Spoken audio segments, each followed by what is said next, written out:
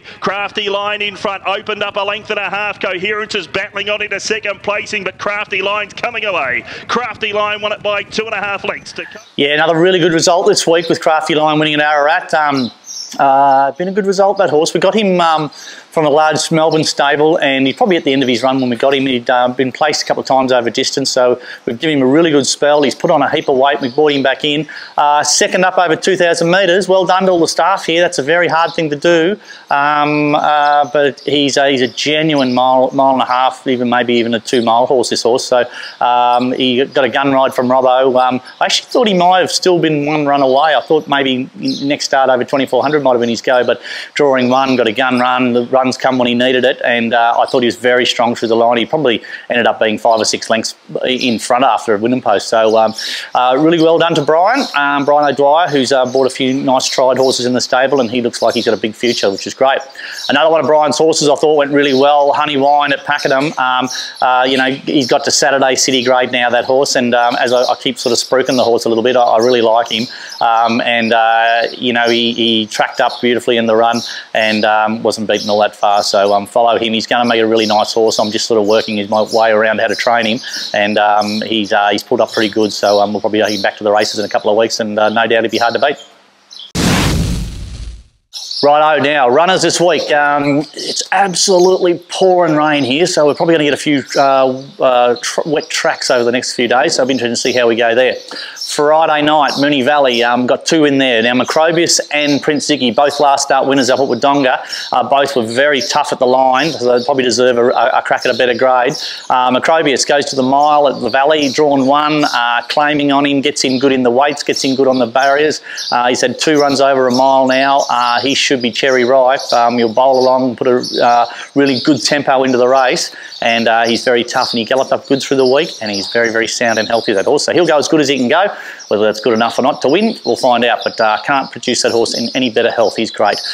Prince Ziggy, look, he's the toughest horse in the stable. He's doing a great job, and he's sort of hanging in there, and look, he's as bright as he's always been, so no reason why Ziggy won't perform well again. 2,000 metres around the Valley, that'll suit him. He's just got to get out of the gates. It's his only problem is he's sort of very tardy out of the barriers, and there is a bit of speed in this race, so I just don't want him falling too far back in the run. We need to be sort of 2nd, 3rd, 4th on that horse for him to go well. So the horse himself is very, very good, Nick. We just need a good ride from the apprentice. Okay, we'll take our fast filly to Flemington on Saturday, Fill the Flute. Look, a couple of things with her. Wet track, I'm not sure. Flemington, I don't think it'll be too wet a track anyway, so she should get through that. I can't see any reason there. The handicapper's got hold of her butt, which is a little bit of an issue. She goes up 2.5 kilos from her last run, and they're claiming off the top weight, so she actually meets Ellen Zara's horse 5.5 kilos worse for only beating it a length. So, and it's trained at Flemington, so probably a bit of a query. But look, all we can do is worry about our horse, and she could not possibly be in better health. Very fit, sound, healthy. She'll go there and go as good as she can probably go. Drawn 8, which I don't mind. She's right in the middle, so if they go left up the straight or go right up the straight, it doesn't really matter to us. No doubt Georgie will give her a good ride, but she couldn't possibly be in better health, the horse. She's very, very fit.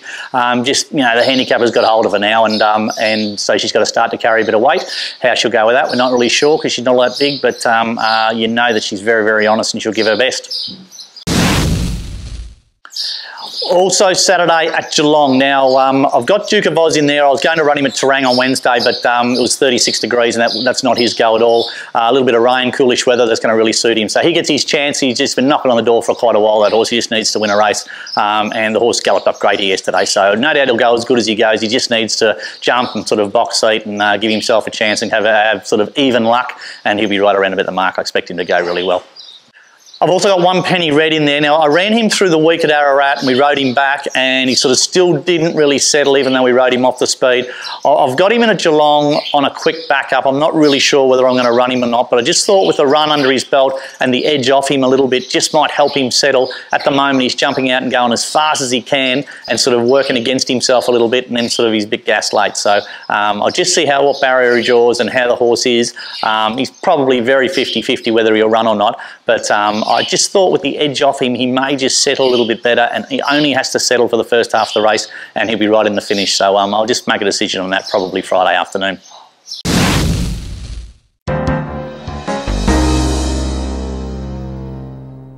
G'day guys, welcome to Around the Stables. Hope you guys followed Crafty Lion through the week. He was mentioned on the segment a couple of weeks ago, and yeah, he's certainly seconded up. He was certainly improved and went on with the job. But this week's horse is a horse called Pantera Nera.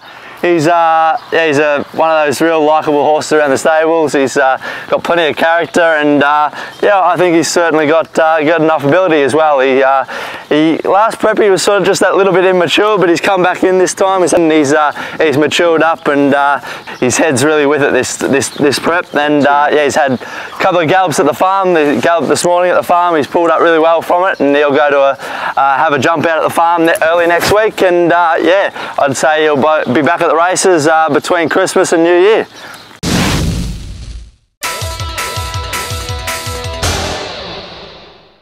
Hi guys, really good result in the past week. Probably scored the biggest win of my career to date with Elite Drake on Sunday at Tatura saluting in the Italian plate for Elisa Hinch. Sat in the 1-1, peeled out at the right time, and he gave plenty for me. So very big thrill on Sunday. Big thanks to Elisa and her team, and hopefully this can be a springboard for bigger things to come. Now for the week ahead, heading off to Moe for 2 rides on the Friday, and on the Saturday night meeting at Cranbourne, we've got 2 there so far, one of them being Hard to Kiss, who I've won on before, for Sharon Trolov. Hopefully we can pick up a few more rides during the week. As I said, really big thrill on Sunday. Hopefully this leads to bigger things. Hopefully we've got another winner to talk about next week. That's it for another week at Emsley Lodge. Thanks for watching. A couple of things. $40 million prize money increase here in Geelong, here in Victoria, where it's good.